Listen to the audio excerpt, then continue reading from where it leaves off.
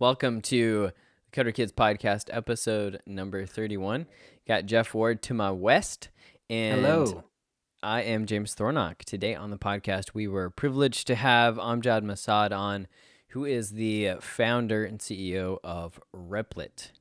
It's spelled Repl.it, but it's Repl.it. Very compelling interview, I think. Mostly because Amjad is just really interesting. There's a lot to explore here in terms of the educational impact of coding, how to get your kids started in coding, The history and of like the the history of magnetic Repl.it. disc. Yeah. Oh yeah, the history of technology. Amjad definitely has an interesting story coming from Jordan and growing up there. So awesome story, and we're looking forward to sharing it with you. All right. Well, we'll go ahead and do that transition. All right, I'd like to welcome to the show Amjad Masad, the CEO and founder of Repl.it. Amjad is originally from Jordan, and after moving from Jordan to the United States in 2011, became a founding engineer at Code Academy. From there, he worked for Facebook before taking the plunge as an entrepreneur to start Repl.it in 2016. Repl.it is a Y Combinator company, just received its Series A funding from what I see online. And most importantly is serving an important purpose in the market, providing educators and developers with a simple tool for learning to code, creating projects on a really simple interface. So Amjad, thank you so much for joining us on the podcast. It's my pleasure. Great to be here. Yeah. So, kind of first off, we ask a lot of people this question, but basically, how did you get interested in technology? When did it start for you? Yeah, it started way early. So my father was interested in technology, and I remember he got a PC when I was 6 years old. So that must have been 1993, and I know it costed him a lot of money, and he just like took a loan to buy it, and nobody I knew had a computer. I would even take the before the floppy disk, it had this magnetic disk. I don't know if you remember that, I but don't know if I remember that far yeah, back. Pre floppy. Yeah, I remember floppy disks, but I don't know if I remember. yeah. Before the floppy was advanced technology at the time. Before the floppy, there was a magnetic disk that was like a lot bigger. Oh, I And then do like remember those. Okay. It's yeah, a floppy disk, but bigger, and it's got like a little slidey thing on top. And yeah, I know what you're talking yeah, about. yeah, but it was actually much less storage than the floppy, and it used to kind of lose its magnetic thing and kind of get corrupted. But anyways, I took it to Yeah. school and like showed my friend like this advanced magnetic technology, and everyone was like surprised by it. But so yeah, I used to watch my like father learn. It's actually one of my earliest memories.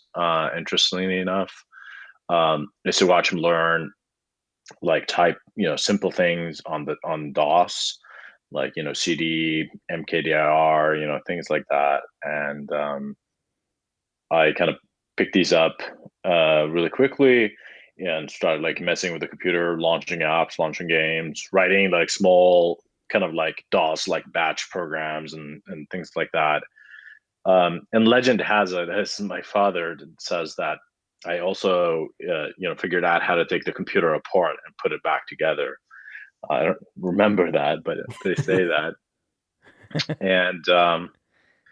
And yeah, from there I was really sort of attached to this thing, and but I didn't get my chance on a like a real programming environment until I was probably uh 10 or 11.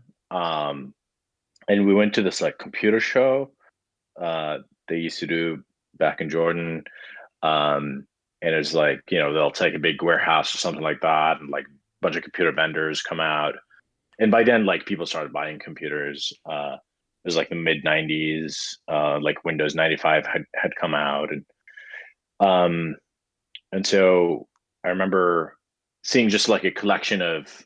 We went to this computer show, and now we have advanced technology, the CD-ROM, and so Yeah. we bought a CD-ROM, and we wanted to go back home to install it, but we're like, we got to buy some programs to try it out. So we bought like a package of CDs, and it was like random programs. We just wanted to try this technology. Yeah, that's great. And so we installed it, and then I started trying the different programs. There was like a business fax program. It was like totally random stuff. There were some games, but there was a program that was really interesting, which was, we'd call it probably now no low code software, but it was like this um, sort of like drag and drop mechanism to like add logic and things like that. So I started building programs with it. And I made one of my first programs that I had users was a program that sort of created an equation and had blanks in that equation, and you'd had to guess the number that goes in. So multiplication, say, you get 25, you got 5, you have to guess the 5. If you guess correctly, you get a clap. If you guess incorrectly, you got a boo. And my younger brother, who actually works at Repl.it right now, he was 5 years old younger than me, and he learned the multiplication table on it. He learned mathematics on it, and Wow. Awesome. that was my first program with real world users. And so yeah, from there, just the obsession continued to grow. I then like got my hands on VB4 bootlegged, and that was a huge step up because now I can like make real things. And I was always like thinking about applications and potential business ideas. I think my first real uh, venture was I used to go play Counter-Strike at these like LAN cafes. And one thing I noticed there was they had all these computers, yet they had this like absolutely primitive way of accounting. Basically, you'd go up to the cashier, you'd pay, say, 2 Jordanian dinars and get an hour on the computer, and they'll write it down in a book somewhere, and then they'll look at the watch, and then every hour they'll try to find who ran out of time, and they'll go tap them on the shoulder.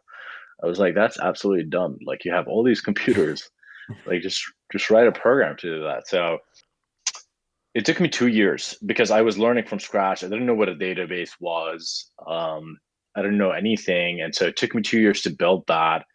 But I built like a LAN management software, and it had a piece about security. Like every gaming machine would just boot up to the games, and like they can add different games to it.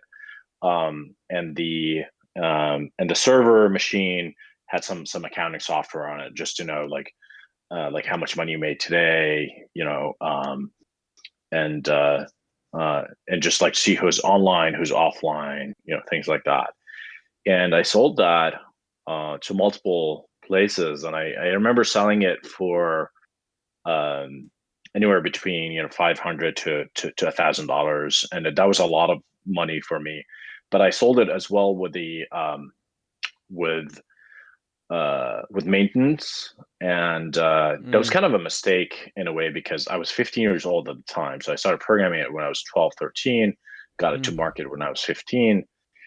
And so I used Microsoft Access for the DB, and basically all the machines were writing to Microsoft Access, which is not meant to be a server. Right. They were all writing to a network drive basically, and they were all writing on top of each other, and you had concurrency issue and corruption, and so the database every other month would get corrupted, and I would go and man, kind of have to fix it. That's the maintenance. That's the maintenance part, huh? Yeah, and I bought a pager device, and I used to get paged when I was at school, like when I was in a lesson. And I used to run away from school to fix because their business is stopped, right? And they're relying on this kid. Anyways, and so that's kind of my foray both into kind of the world of technology and business. Let's talk for a second about how you think things have changed from the time that you were learning to code to, all the experience that you've had. I mentioned that you spent some time at Code Academy. So you're kind of in this world of teaching people to code. Like how has it changed from the 90s or the early 2000s to what we have today? And how do you think that might have even changed your journey? One of the fundamental theses at Repl.it is that getting into programming has actually gotten harder. And the reason is because there exists an inverse relationship between how advanced the software engineer's tool set and how easy it is to get into. So think about JavaScript, for example. In the 90s, JavaScript was open a notepad, do alert hello world, save script.js, put it in the index.html, double click on it, and now you have a JavaScript app. That's it, right? Yeah. Think about a JavaScript app today. Think about Webpack, React, Babel. I mean, you could still do that, but nobody does the like script tag stuff. And so when you want to learn JavaScript, like people will tell you, "Oh, go learn all this stuff," and that's demonstrably kind of gone worse, right? The other thing is, I mentioned how in the 90s the computer booted up to the DOS, and DOS was fundamentally like a programmable system. You put in commands. It was like the shell. It was like a shell. It was a shell. Yeah, it booted up to a shell or a REPL. Today, most people, their first interaction with a computer is with a touch device, is with a tablet or a phone, and there's literally no way to program it. You don't even know. It's magic. It's total magic. It's total abstraction. Yeah. Right. Graphics user interface. Yeah, and not even just graphic user interface. There isn't an easy way to script that. There isn't, like, even with Windows still, like, you could like find the DOS somewhere. With Mac, you can find the terminal somewhere and like try to fiddle with it. Especially touch devices right now, where if you look at the world population, like a lot of people just never actually touch a PC. A lot of people just go straight to these devices, and they're mostly consumers of these devices, meaning they don't produce software. So it changed a lot. So that's the sort of the negative aspect that we're trying to correct at Repl.it. A lot of the positive aspect is that it's, you can immediately make something useful with it, whether it's entertainment or some kind of tool utility communication. So that's incredibly positive. And the sort of economies of scale and like in how cheap these devices have gone, that's really positive. Right. So we lost some things and we gained a lot, and I think we just need to just correct for that. And I view computers and programming in the same way that, and I think a lot of people make that analogy, which is the kind of like the reading and writing and the printing press, right? When you first had the printing press, it was still like few people knew how to read or write. But when that scaled up and books were more accessible to more and more people, a lot more people learned how to read, and later on learn how to write. And now we expect everyone to know how to read and write.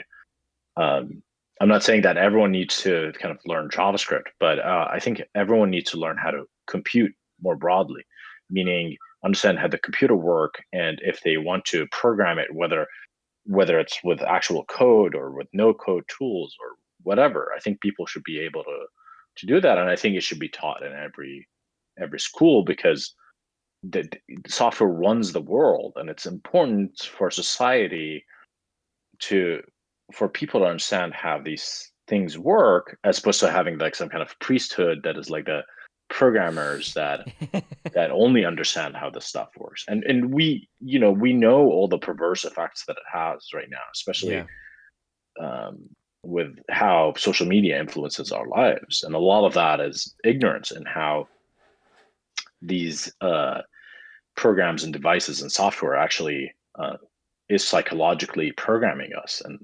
intentionally there are people behind the software that are actually creating things to make us more addicted to it, and so understanding that will at least kind of like give you the choice of knowing, like, the kind of software that you're using and what's powering it. Yeah, That's great. absolutely. So you talk a lot about this. A lot of your motivation, I'm guessing, comes from your philosophy, which is pretty strong. I happen to agree with it. And you talked a little bit about the meaning behind Repl.it, but what did you do to come up with the idea for Repl.it? Yeah, back in school, say 2008, 2009, I was to university to study computer science, and a few things happened that kind of like Repl.it was kind of the result of it. One, I got really interested in programming languages and compilers and interpreters and how you make these things. And I started toying around with like how do you create programming environments. So that was like one obsession that was happening. And the other obsession is like I wanted to learn as many programming languages as I can, just because I thought it was like incredibly fun to learn more and more languages. Another thing was that I didn't have a laptop, and so I used to go to school and go to work, and so I'd go to school, and then I'd have to use like whatever tools there were at school, or I'd have to download and install. Like, say I'm taking a Java object-oriented programming course, I have to download and install like NetBeans, which is like incredibly like gigabytes of data, and to do it over and over again, you're just losing so much time and bandwidth. And then I'd go to work and have to repeat the same thing, and then I'd go home, and then like, what if I wanted to work on the project? I'd be emailing myself the same project, Yeah. and trying to figure out how to make it work on different computers. I was like, Google, I don't know if it was an acquisition or they built it, but they came out with Google Docs, and Gmail at the time and things like that. And this idea of like the browser as an application platform um, became so palpable. And I was like, okay, if I can write on Google Docs anywhere, why can't I write code somewhere and have it stored and be able to get back to it anywhere? And so that started sort of the sort of obsession, and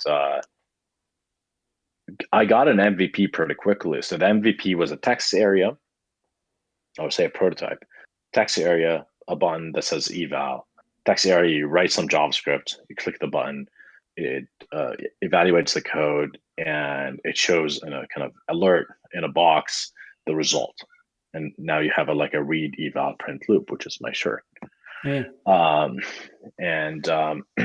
And so I shared it with my friends, and people were actually starting to use it.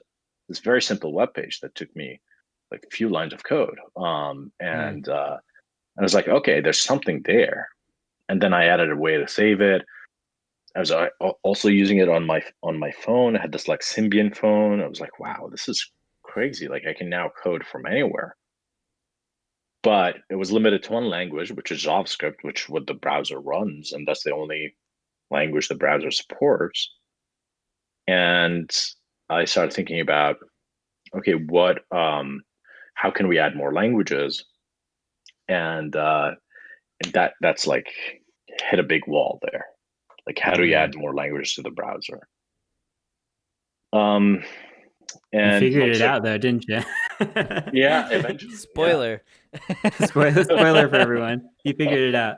But how did you figure it out? What was the key? Yeah, so it went through various iterations, but the first thing was we wrote a bunch of small interpreters at first. So I wrote a scheme interpreter, which, like, by the way, you can write a scheme interpreter in like 1,000 lines of JavaScript, something like that. And so it's pretty doable. And then we started adding like small languages, and that was pretty fun. But then we're like, okay, we want Python, like we want something real. Um, and we started building it ourselves, and was like, okay, this is gonna take 10 years to build. And so we put the project aside, and I had recruited a couple of people from my school. And then in 2011, I was I don't know, probably on Hacker News, and I found that this, like, someone at Mozilla was researching the ability of compiling native code to JavaScript, and they figured out. Should we get into like technical details, or That's a good, keep yeah, it high maybe this is a level? good part to pause and say. Yeah, I mean, you could go as technical as you want, but I don't think most people listening to this are probably going to understand all the technical details. So, Okay. So All right. for moms out there, if you're still listening, which, thank you for doing that. MVP is, I guess, minimum viable product. Is that what you referred Right. to earlier? So That's right. yeah, he was saying, like, yeah, well, very simple at first. give us the layman's version as best you can of how you ultimately did you partner with this person from Hacker News, or did No, you just kind of we ended up, yeah, we ended up, you can call it partnering, but in open source, you just like okay, sure. contribute to their project, right? So I was extremely excited about this idea of like running Python in the browser. So we started contributing to that project, and we eventually were able to compile, meaning translate the code from Python to JavaScript. And that was a huge moment. That was a huge breakthrough. I actually at the time didn't understand how big of a breakthrough it was. But when we released the first kind of demo site that kind of looked anything that like Repl.it looks today, and we just thought about it as a demo because we didn't think it was production ready, meaning we didn't think it was like, it had a lot of bugs, a lot of issues. But we put it up on Hacker News, and it blew up. It was everywhere. It was like the inventor of JavaScript was tweeting about it. People were blogging about it. Oh People were wow. giving talks about it. And it was an incredible moment. It was like a high moment. And because look, we're like, two kids from Jordan, uh, who, like, which rarely, comes up with breakthroughs, and we had this breakthrough, and it was like globally recognized. And yeah, so that was the kind of first iteration of it, and that made it into Code Academy because it was open source. Udacity also used the initial version, and it sort of like powered the kind of MOOC movement at the time, 2011. If you remember, there's like a lot of these, browser-based learning experiences that were popping up. And so Code Academy got me a visa to the US, and I joined as a Oh, founding cool. engineer. And we worked on that. I worked at Code Academy for a few years before leaving to work at Facebook. So, I want to shift gears a little bit and talk about education because while you were talking earlier, I was thinking back to my high school experience, and like I took computer science in high school, learned C++, and had like I created my final project was like a Guess Who game. I don't know if you're familiar with that game, but it's like a kids game here in the States, and I loved it. I thought it was awesome.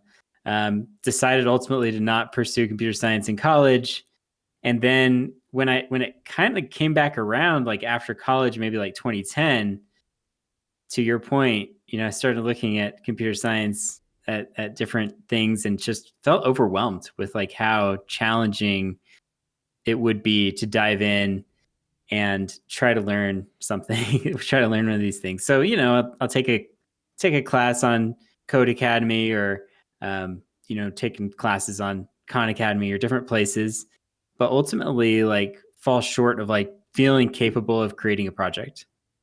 And so I'm curious, like from your perspective, since you're in this fight to kind of get people to get over that hurdle, like what is your perspective on that? Like how do you get over the learning hurdle in this day and age when there are so many languages and it is a fairly complicated thing to get into? Yeah. It's at Replit what we did is like we didn't take a stance on language or curriculum. What we did was like the tool is missing. Mm. And if we created the tool, then people will create the curriculum, and that happened. Like if you go, I mean, I'm sure I've heard you guys use Replit, and so companies like yours can leverage the tool to teach people.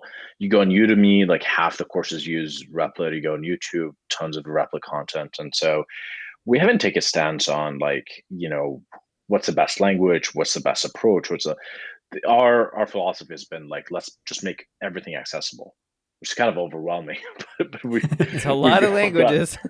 Yeah. we've gotten fairly successful at that. And but I still feel like my answer is not like people ask me all the time like what is the single best entry point uh to programming, and I actually don't have a good answer. I can tell you like I feel like Python is a better language to get into because JavaScript has all these sort of nuances around like semicolons and a bunch of like language features that are kind of random. Python is like just feels solid and Yeah, it's pretty straightforward. straightforward language. So I feel like that's pretty good. Pygame is a good thing to kind of build games with. I think project based learning is very very important. I think kind of starting off kids with just a bunch of dry if statements and loops and whiles and functions and like waiting months before to build something. I think that's not good. I think it's important to see something on the screen pretty quickly and like get kids to share programs with their parents and friends quickly. Like I had this experience with teaching my brother something and sharing my programs with him. And so, sharing is also a fundamental thing at Replit, whether it's like the multiplayer coding or sharing an app. Um, and and so ostensibly, I think like Python and Pygame and kind of project-based learning is a great place to start. That's not like a Replit thing, but Swift Playground is pretty interesting. The problem is like you need a very expensive uh, like Apple device. Well, yeah, Um, and I've been through Swift playgrounds too, and it is a very like step by step, like let's learn Swift as opposed to like let's create something. So, I yeah, mean, do you feel like you have to have that foundational learning, or would you say, hey, I want to create something, let's just like dive in and try to create it? Or do you think that you need to have some kind of foundational learning I think first? it's a recursive relationship between them. So kind of a I back don't and think forth. Yeah. Yeah, it's a back and forth. Yeah, I don't think it's either or. And if you go too much in one direction, then you feel like maybe you made something, but you haven't learned a lot. And if you're just learning, you don't know how to use these tools. Yeah. Seymour Papert, who is a big kind of education computer science researcher from MIT, started MIT Media Lab, wrote a paper called the project learning inversion, and it was a critique on the education system um, where you learn so much without knowing how to use. The fundamental question that kids ask all the time, especially in math classes, like what's that useful for? And you never Mm. get a like how do I Yeah. use you never get a good answer from the teacher. And so his methodology was you want to create a space for the tool before you learn it, right? So you want an application for the tool. For example, like Logo is something that MIT Media Lab built, which is the turtle programming environment. And kids will start by kind of drawing a line and then another line, and then after a while they'll learn that like I'm looping, right, essentially, and I need that tool. And then you introduce loops and I'm like, interesting, that automates what I was Mm. doing manually. Yeah. And so you always want to have that sort of start with a project and then make space for the tool and then introduce the tool and so on and so forth. Love it. It's almost like introducing a little bit of pain. Yes. Yes. It's like And then it's yeah, totally. and then it's like, oh hey, here's the solution for you. Yeah. Yeah, it's almost like a commercial, but like with level design like built in. That's neat. Hmm. I like that. So I wanted to talk about teachers, and obviously, you know, a lot of us, us included, right? We're using Repl.it. Um, what's your planning for getting Repl.it to the hands of more teachers? Is it like an automatic absorption, or do you have any kind of programs that you're working on? Um, the biggest thing we're doing is we're hiring teachers, because they know how to reach into the community. We just so a friend of mine worked together at Facebook. He quit working at Facebook, which is very lucrative, to go teach computer science at a college in Oakland. And he did that, and he taught K-12 and college for 4 years. And we kept in touch, and he started using Repl.it. And after a while, I was like, I feel like I can come in and like really help you build better tools for teachers. Um, and so, yeah, he joined us late last year, and he's already done a great job with that. We're hiring a community and customer success person that comes from a CS teaching background. So anyone listening to this, if you're a teacher, you should apply. And and I think that's really the best way. I mean, uh, just like making sure we're solving their needs. We're providing the tools that they want. We're providing the community.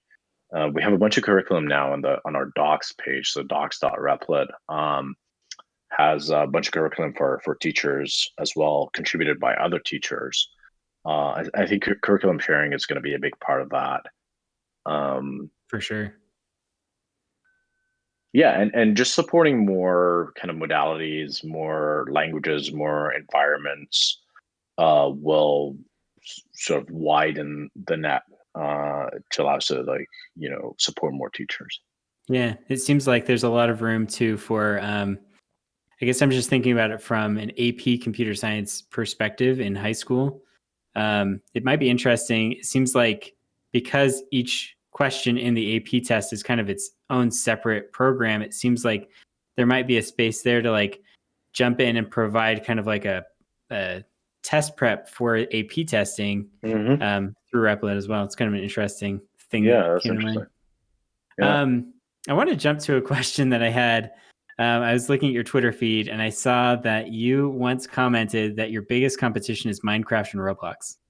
And I wanted to get your explanation on that. What's your take? So a lot of people, ask us about competition. And at the time we were announcing the Series A, and I've been talking to a bunch of reporters, and just like the obsession with competition, just like was like, I mean, look, we don't think about competition at all. We're like, how can we support the community? How can we support teachers, programmers, learners, developers? And that's our obsession. Um, and then they were like, look, I think about more about Minecraft and Roblox than I think about name the competition. Um, and the reason I think about them more is they've created an amazing experience for digital creation, whether Mm, it's through the game itself, but more importantly through kind of Roblox Studio, and like Minecraft's kind of programming uh, like software. Forge and stuff. Yeah, yeah.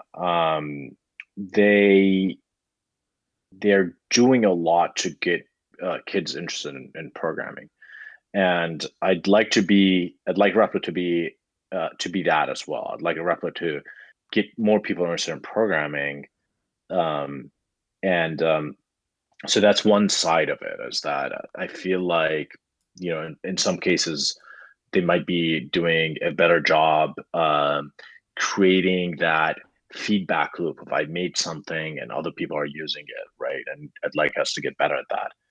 On the other hand, like there's also the gaming aspect, which is if you're a teenager, you sit in front of the computer and you have a choice. You have a choice to entertain yourself or learn something new. And entertainment is not bad, gaming is not bad, but excessive consumption, digital consumption, I think is gets becomes bad, especially if it's at the cost of like learning something and producing something. So you always want to have a balance between broadly consumption and production. So like if you're spending all your time just consuming digital media, whether it's gaming or watching videos or whatever, and none of your time making programs, making videos, making media, um, writing essays, whatever it is, any creative medium that you like, I think that would be totally off. Like, what future do you want to see? What society should look like? Should it be one where everyone is a consumer and there are a few people that are producing everything, or one where everyone has a chance and opportunity to kind of produce and be a creator? And I'd like to see a world where there are more creators. So in that side, we're competing for people's attention away from entertainment and consumption, more towards creation and creativity. Awesome. So you talk about that future where there's going to be more creators and a little bit more level playing field, right? And I think that's a future that I want as well, right? Also, from a super selfish standpoint, I would love it if the people that we help to teach or that I know personally are creating apps, because then I find out about all the cool stuff, right? Like they're going to keep me involved in this conversation and then I'll know about it. So from a selfish and from a sort of Mother Teresa way, I want that world, right? So Mm-hmm. kind of pivoting, how does that work with like our current education system, at least in the United States? I don't know what it's like in Jordan. Do you think there are any initiatives to try to push coding into schools? Do you think, yeah, what's Do you your think take on that's that? a good thing? Like this idea that everyone should learn to code, so we need to push coding into schools. Like, what are your thoughts? Yeah, I mean, done tastefully is a great idea. So I think That's the key. co- Tastefully. code. Yeah, because like, look, like you could turn off people from things. Like I thought I hated math because it was taught in a not a great way. It was taught via brute learning and memorizing and kind of I actually like I after I graduated, I started picking up like kind of probability books and statistics and some like math books and studying like I got more interested in theory on my own than in school, and I think the reason is because it was just a turn off and like didn't get us excited. So that's kind of like table stakes. Like you have to do it in a tasteful way. If you push it um, in a way where, like, say, it's not project based learning, it's like the kind of learning that we talked about, I think it's going to produce a negative result.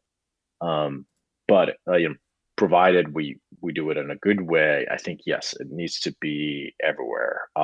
It needs to be a fundamental subject, just like math and physics, that people have to learn, right? So why do we learn math and physics, right, or biology or chemistry or any of these, or language?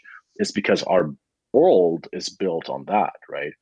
Once you understand Yeah. math, you can do everything from business, accounting. You can run your life, right? um, Same thing with physics. We live in a physical world and we need to understand physics. Here's the deal: now we're entering into the information, and for you to understand the information age, computers, because computers run the information age.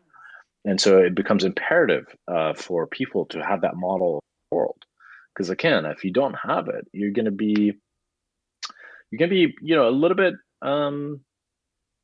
you're going to be at a big disadvantage from the people that actually know it, because it makes all types of work and potentially art and entertainment more interesting. And So that's one. Another is like funding. As a company, we sort of like struggled for a long time to like figure out the business model, because schools didn't want to pay, or couldn't pay, right? And like, we want to do what we want to do because we believe in it, but like, as a business, survive. Now the situation is a little bit better. Also, globally is a lot easier. Like, when we sell to, like, schools in Singapore, they just like pay via credit card. Like, just check out and, and go sort of teach their kids. I mean, in the US, it's been pretty hard to sell to schools, and it's just like the funding situation is not great. And despite the government spending being so big, I mean, I don't know where the money goes, but like, Oh, definitely that's it's a not. fun conversation we could have another day. Yeah. That's the next episode. Education funding in the United States. Yeah, Yeah. I actually know where the money goes, so we'll talk about that another time. But we Amjad, I actually had another person on that actually researches exactly where the money goes, and he's doing his PhD on that. So I'd love to listen it's to a that. spider web, Yeah. man. It's a spider web. Go ahead, Jeff. Yeah, I was just gonna say, I think we've got to wrap up with you. I know you've got some other commitments. We have a lot of questions for you that I'm sure we'll have to catch up another time. But Let's do another episode. Yeah. Yeah, we just want to encourage everyone listening, obviously, to go visit Repl.it. We'll put the links obviously in the show notes. Yeah, of course, lots to digest there, and lots to explore. Man, there's so much to explore on Repl.it. So thank you for building it, first of all, and I hope everyone can fully embrace it and enjoy it like we have. And then obviously, if someone wants to reach out to you, I know you get a lot of DMs, but Twitter might be a good place. Twitter is good, and email is good. Okay. Yeah, Twitter is a great place, and also my email is public, Amjad at Repl.it, and I reply to every email. Okay. Awesome. Thank you so much coming for your on, time. Nice meeting you guys. Awesome to talk to you. Thanks. Pleasure. Bye.